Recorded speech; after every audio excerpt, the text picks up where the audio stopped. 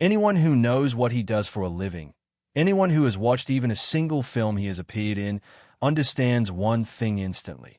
Jason Statham shows up ready to work. He rolls up his sleeves, takes the hit, takes the fall, and pushes himself far beyond what most actors would dare attempt. He has never been the kind of man to hide behind a stunt double. He has always prided himself on delivering exactly what he is capable of, which, by any measure, is quite a lot. The world sees Jason Statham as the unstoppable force, the tough man who crashes through windows, leaps from buildings, flips cars at 80 miles per hour, and walks away with nothing but a scratch. But behind the camera, there is a different story, one that the public never saw until recently. In 2025, medical reports surfaced that revealed the real cost of his dangerous career: broken ribs, repeated concussions, a wrist fracture that never healed correctly, and nerve damage from impact injuries he never complained about. His wife, Rosie, recently demanded that he stop performing certain stunts altogether. The reason stunned fans and frightened both of them. Doctors told them something that neither expected to hear, because the man who had survived drowning scays, bee stings, car crashes, countless fight scenes, and dozens of near misses now faced his biggest enemy yet. And this time, brute force couldn't save him. He was born on July 26, 1967, in Shirebrook, Derbyshire, a town where dreams rarely survived and where work meant broken backs, coal-stained lungs, and paychecks that barely lasted the week. It was the kind of place where people didn't talk about what they wanted to be. They talked about what they had to do.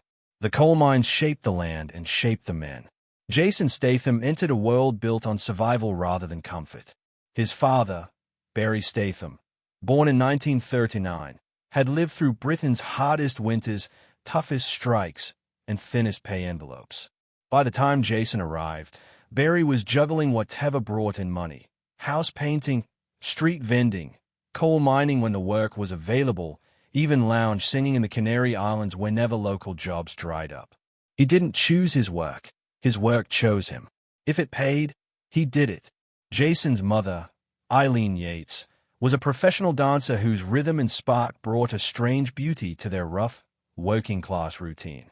Her world was pubs and dimly lit lounges, cheap spotlights, rumbling crowds, and music that carried her through long nights. While she danced, her husband fought for cash in the streets or sold whatever he could to strangers. Jason watched these two worlds from the sidelines, one covered in sweat and dirt, the other glowing under the shimmer of stage lights. Their home wasn't broken. It was simply restless, constantly shifting, constantly adapting.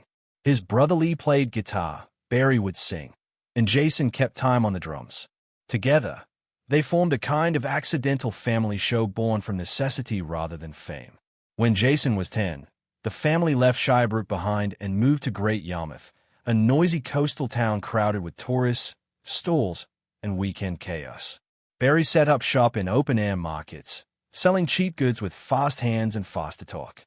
The work was relentless, unpredictable, and often risky, but Jason absorbed every detail: how to read a customer, how to push at the right moment, how to retreat at the wrong one. He could have stayed in that world, could have become a full-time street vendor like his father, but he chose a different path. Martial arts. At 11 years old, he began training in karate, kickboxing, and Chinese martial arts, practicing every day until the movements became part of him. Later, he added Muay Thai, Judo, Brazilian Jiu-Jitsu, and Krav Maga. He earned a black belt in karate and mastered techniques like the Coe Nage throw and the Keisagatame hold. Martial arts didn't just give him strength. They gave him control, precision, and discipline in a world where chaos lived around every corner. He wasn't only strong, he was sharp. And sharpness, he learned, was a kind of power. During his school years, he crossed paths with Vinnie Jones. Back then they weren't icons, just two boys with grit, cleats, and scraped knees. Jason played forward from 1978 to 1983, and the football field became another arena that shaped him. Teamwork, timing, discipline. Football taught him how to move with purpose. It wasn't just sport, it was strategy, survival, and another means of sharpening himself. Then came diving. At 12, Jason began competing seriously, and soon he was training with Great Britain's national swimming squad. For 12 years, he mastered dives from the 1-, 3-, and 10-meter platforms. In 1990, at 23, he represented England at the Commonwealth Games in New Zealand. He placed 8th in the 1-meter, 11th in the 3-meter, and 12th in the 10-meter platform. During one dive, he scored only 13.86. An English judge gave him a brutal 0.5. It stung deeply. He didn't make the Olympics, and he knew why. He had started too late. But failure, as always, sharpened him. Between training sessions, he worked part-time selling fake perfume and costume jewelry with his father. It wasn't a charming little side job. It was survival. Standing in the cold hoping someone believed the story behind whatever trinket he held in his hand. When modeling opportunities appeared a few years later, they seemed like an escape. From 1996 to 1997, he landed campaigns with Tommy Hilfiger, Griffin, and Levi's. The work looked glamorous but paid little. The fashion world gave him exposure but not stability. Everything changed when Guy Ritchie began casting for Lock, Stock, and Two Smoking Barrels. He needed someone who didn't need lessons on being a street hustler, someone who had lived it. Jason Statham didn't audition so much as arrive already prepared by a lifetime of survival tactics. Ritchie asked him to sell fake goods on the spot. Jason did it effortlessly, tossing out the kind of lines he once used in real markets. He was paid $5,000 for playing bacon, and the film exploded. 2 years later, he earned $15,000 for Snatch. His career ignited, not because he learned to act, but because he had already lived the role of a hustler, fighter, survivor, and streetwise underdog. In 1990, before the films and fame, he had stood on a diving board in Auckland with perfect balance and presence. That presence caught the eye of a scout at London's Crystal Palace. By 1996, he earned $5,000 per modeling campaign, though London living swallowed it whole. French Connection wanted someone raw, someone who didn't look like a polished fashion model, and Jason was perfect. Posters of his hard stare and buzzed head filled the city, but the money barely kept his refrigerator stocked. So he kept hustling. On Oxford Street, he sold fake perfume and knockoff jewelry just as he had as a boy.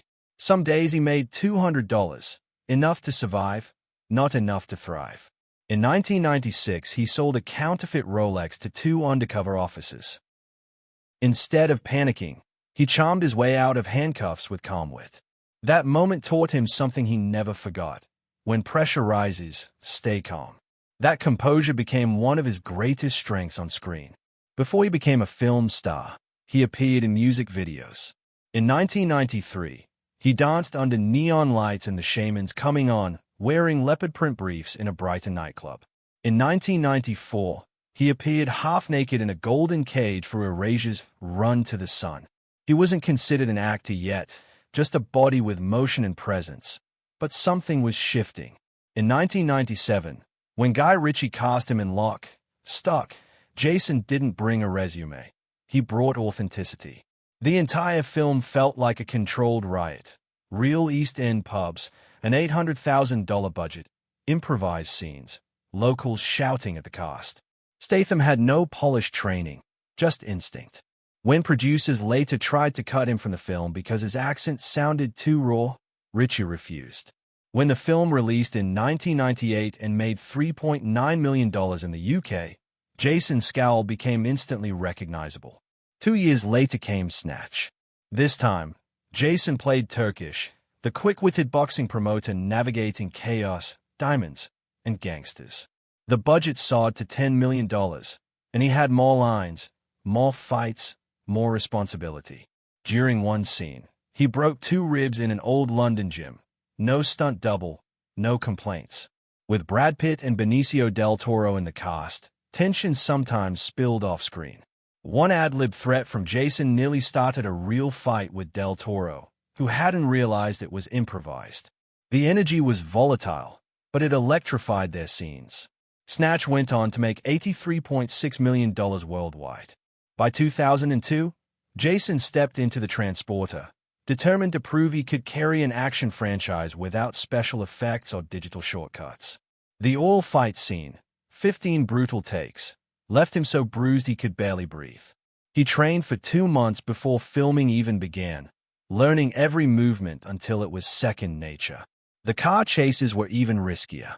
A contract clause banned stunt doubles for driving sequences, meaning the scenes shot at 80 miles per hour through the narrow streets of Marseille were real. Filming around rush-hour traffic bordered on madness. One wrong turn could have ended everything. But it worked. The film made $43.5 million. His legend began. Transporter 2 pushed him even harder. He climbed a 10-story building with suction cups. No wires, no safety net. When one cup slipped, he fell 20 feet and sprained his ankle so badly he was hospitalized for a week. He still finished the film, limping through scenes that demanded strength and speed. The mid-airplane fight pushed him to his limits, and cultural boundaries forced script rewrites when his co-star refused a kiss scene. Still, the film earned $85.1 million. In Transporter 3, the stunts nearly broke him. Handcuffed to a truck in Ukraine, shoulder dislocated, slamming into real obstacles, sprinting through scenes with zero digital assistance, he gave the role everything he had. Critics called the violence excessive. Audiences loved it. The film made $18.5 million. His shoulder took months to heal, but he never asked for a replacement. And in 2008, he took on the bank job, stepping into a story pulled from one of Britain's most mysterious real-life heists. During production of the film, the team unexpectedly discovered that MI5 files tied to the real 1971 robbery had only recently been declassified. Buried in those documents was the revelation of a government cover-up involving stolen, compromising photographs of a member of the royal family. The stakes of the project shifted instantly. MI5 agents monitored the set from a distance. Producers hired additional security. Crew members lowered their voices as if speaking too loudly might trigger something. Suddenly, the story they were recreating was no longer just cinema. It was a dangerous truth that powerful people had once tried to bury, and the weight of that truth rattled everyone who touched the production. But it also drew headlines around the world. Jason Statham wasn't just playing a bank thief. He was retelling a chapter of British history the government spent decades hiding. That same fearlessness bled into his next film, Death Race. Statham drove armored cars at high speeds, ripping through turns and executing burnouts without gloves. His hands scorched against metal heated by constant friction. One scene required him to ram his vehicle full force into a guard tower, and a prop designed to simulate a brutal decapitation malfunctioned inches from his face. The MPAA nearly blocked the sequence entirely. Censors demanded cuts, but producers fought back, arguing that the film's brutal honesty was its identity. In the end, the scene stayed, and the film grossed $75.8 million worldwide. Critics argued that the violence felt uncomfortably real, and they weren't wrong. Statham's crew repeatedly warned him to wear proper safety gear. He refused every time. He wanted the sting, the weight, the danger, anything that preserved authenticity, even if it meant bleeding for it. And then came war. He and Jet Li clashed swords in a sequence rehearsed with near-military precision. But one slip changed everything. The blade sliced Statham's arm open from elbow to wrist. Blood soaked his sleeve. The set froze. He needed 12 stitches, and it should have been the end of the day. Instead, he wrapped the wound, pulled his shirt back on, and filmed for 12 more hours. The cut reopened several times. His sleeve dried stiff with blood. The director begged to halt production. Statham insisted on continuing. The scar never faded, and neither did the story. It became another reminder that he wasn't pretending to be tough. He was enduring the real thing. Even outside the Transporter series, danger followed him like a shadow. While filming The Italian Job, he maneuvered a Mini Cooper through narrow Los Angeles subway tunnels in a chase that required over 200 takes and 32 different cars. During one setup, a rig malfunctioned and sent his vehicle into a flooded portion of the tunnel. Water surged in, trapping him inside. For a moment, he was pinned against the ceiling of the car with only a few inches of air. Crew members pulled him out seconds before he would have drowned. Later, He admitted it was the closest he had come to dying on a set. "I shouldn't have done it," he said quietly. But he did, because that was the price of authenticity. Then Crank pushed the limits even further. Playing a hitman forced to keep his adrenaline high or die, Statham ran through real Los Angeles traffic on the 110 freeway with no barricades and no lockdown streets. Cars swerved to avoid him. One clipped the edge of the production's vehicle, sending a chain reaction down the line. Filming stopped. Lawsuits erupted. Angry drivers demanded compensation. But the footage made the final cut because nothing else looked like that. Raw, unfiltered chaos captured in the middle of a living city. By the time he joined the Expendables in 2010 as the knife-throwing mercenary Lee Christmas, Statham knew the films would be a collision of egos, explosions, and bruises. But he could not have predicted the moment in 2013 that nearly killed him. During filming for the Expendables 3 in Bulgaria, the brakes failed on the flatbed truck he was driving. The vehicle hurtled off a PO and plunged into the Black Sea. Statham sank with it, trapped in the cab, his holster snagging on the gear shift. Water filled the truck. He held his breath, fighting panic, until he slipped free through a window and swam upward. He broke the surface seconds before blackout. That dive back to life was possible only because he had been a competitive diver in the Commonwealth Games. Sylvester Stallone later said, "Jason was a goner if he didn't know how to swim like that." The incident forced the production to reevaluate its safety protocols, but Statham finished the day's scenes after changing clothes. Danger kept coming. In 2011, while filming The Mechanic, Statham pushed hard for practical explosions instead of CGI, insisting that audiences could always tell what was fake. The budget swelled to $50 million, in part because of his demands.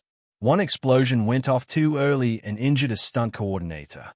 Another blast came within inches of Statham himself. The director later admitted that the push for realism, driven largely by Statham, created some of the most stressful days of production, but also some of the most memorable footage. When the sequel arrived, the stunts grew even bigger, and so did the accidents. In Fast and Furious 6, where Statham made his first full appearance as Deckard Shaw, one stunt involved launching a car off a 260-foot ramp in a sequence mimicking a catastrophic plane crash. On the day of filming, a sudden wind shear flipped the vehicle mid-air. Statham suffered severe whiplash and spent 2 weeks in the hospital. He later said the experience reminded him how little control anyone has once gravity takes over. Then came The Meg in 2018, a massive shark thriller with a prehistoric bite. One underwater stunt nearly ended everything. While inside a reinforced diving cage, the rig cracked under pressure and pinned him 45 feet below the surface. For 45 seconds he was trapped, unable to ascend. When he finally wriggled free, he surfaced shaken but composed. He kept filming minutes later. The film cost $150 million and grossed $530 million worldwide, making it one of the most successful shark films ever made. Statham later admitted that working underwater terrified him in a way fight scenes never could. "Sharks," he joked, "don't care about call sheets." Mechanic, Resurrection in 2016 pushed him even further. He scaled a Malaysian skyscraper for one of the film's signature scenes, and in the early takes he insisted on climbing without a harness to achieve the right look. He slipped, fell 30 feet, and slammed onto a concrete pad. The concussion halted production for days. Some scenes had to be rewritten. Statham minimized the incident at the time, but later he admitted that injuries like that were often shrugged off when they shouldn't have been. He said stunt performers put their lives on the line every day and barely get noticed, a truth he carried with him long after filming wrapped. Even on lighter productions, tension found its way in. On the set of Spy in 2015, a sharp comedy meant to parody his tough guy persona, director Paul Feig changed the script without warning. Statham walked off set for a full day. Crew members said it was the only time they saw him genuinely angry. When he returned, he delivered one of the most unexpected and praised performances of his career, deadpan humor intertwined with his trademark grit. But the incident also revealed how much he valued precision, even in comedy. That same year, while filming Hobbs and Shaw in Samoa, he hit 100 miles per hour on a motorbike during a chase sequence. The bike struck a pothole, launched him into the air, and broke his wrist when he crashed against the pavement. He refused to stop. He refused a double. He healed and returned to finish the stunt. Crew members said his refusal to fake anything built extraordinary loyalty, but also constant worry. In the 2010s, Statham faced criticism for turning down dramatic roles. He declined an audition for The Dark Knight, saying he wasn't drawn to softer characters. Some argued he was limiting his range, but the decision built a brand worth $20 million per film, rooted not in awards but in scars, fists, and box office results. He once said, "I'm not here to act like someone else. I'm here to show what happens when someone pushes back."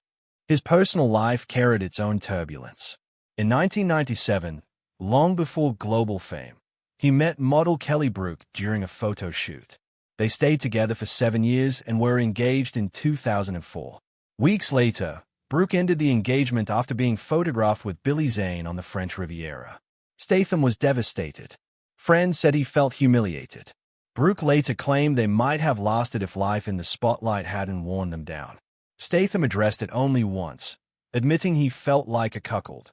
The word lingered in his reputation long after.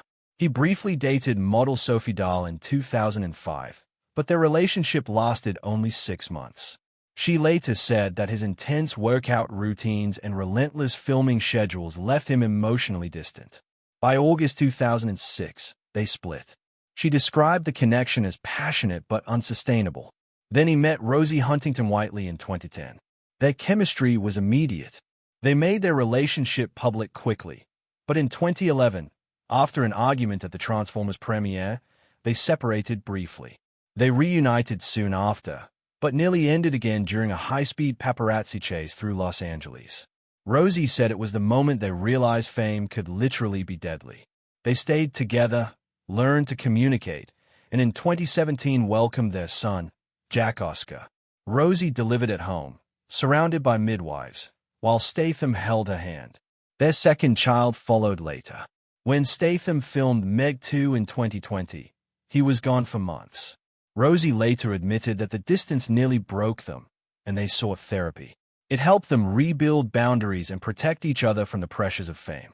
In 2022, they purchased a $14 million mansion in Beverly Hills, but by 2023 drones hovered above their backyard. One flew inches from their window. Rosie demanded stunt limits. Statham once hurled a shoe at a drone, but it changed nothing. The invasions continued, a reminder that the world watched them even in their most private moments. In January 2024, The Beekeeper opened quietly and exploded into a global hit. On a $40 million budget, it grossed $162 million. Statham played a retired assassin hunting down scammers while wearing an actual beekeeper suit, despite being allergic to bees. He kept epinephrine injectors on him during filming and endured mild allergic reactions on set, but refused to use a double. He said beekeeping was scarier than any fight scene he had ever done. A sequel was greenlit within months. In 2025, he starred in A Working Man, directed by David Ayer, and it topped the MGM Plus charts. Behind the scenes, Statham mentored 12 young stunt performers, teaching them safety protocols and insisting on on-set medical staff. After being hospitalized in 2023 during a separate project, he became determined that no one else should be left unprotected. Studios quietly began adopting his recommendations. By 2025, his films had earned more than $8.5 billion worldwide. The Meg brought in $530 million. Hobbs and Shaw hit $760 million. The Expendables franchise passed $1.2 billion. Yet one of his biggest regrets had nothing to do with money. In 2006, he refused to audition for James Bond after the studio told him that at 39 he was too old. In 2024, he admitted he should have pushed harder. The rejection shaped him, forcing him to redefine what an action hero could be. In 2020, he donated $1 million to UK diving programs, saying the sport kept him off the streets and gave him purpose as a teenager. By 2022, his donations had funded over 120 scholarships. In 2025, social media death hoaxes claimed he drowned in a Texas flood and died in a car crash on the same day. Both were false. He was in Italy with his family, posting vacation photos while headlines declared him dead. He laughed it off, calling it a strange honor, but it reminded him of how deeply the world monitored his life. In 2025, he wrapped filming Levon's Trade, written by Sylvester Stallone and based on Chuck Dixon's novel. Scheduled for release on January 17, 2025, the film cast Statham as Levon Cade, a quiet former Special Forces operative dragged back into violence. It is darker, more personal, and less flashy. Another reinvention in a career built on pushing limits, breaking bones, and refusing to look away from danger, no matter the cost.